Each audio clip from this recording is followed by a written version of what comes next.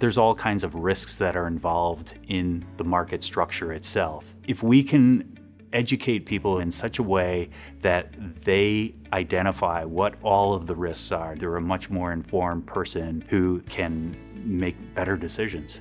We'll educate you on what's happening today with our newsletters.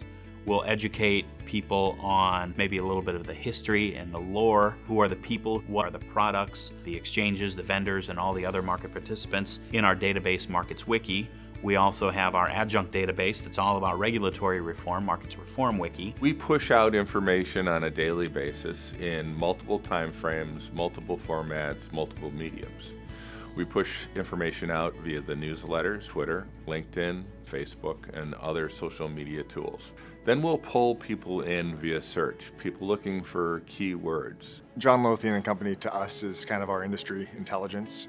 It's both sort of real-time, daily, the John Lothian Newsletter, but also a very sort of central repository for everything capital markets. Even if we don't necessarily seek out Markets Wiki for research we're doing, looking up people or firms, it generally bubbles to the top of Google searches, which I think is pretty telling of the relevance of the data. Even with all the different news outlets that are out there, they're not covering all of the news that we think is really important. What we do is create our own original content, and that could be video interviews with different people. It could be a video series about a specific topic.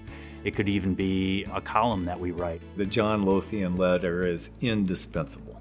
Everybody needs to read it every day because it brings every day the news of what's not only happening in the industry, but what happens in Washington from a regulatory standpoint here in Chicago, the exchanges, which people are moving where. And if you're going to be up on this industry, you've got to be reading that letter every day.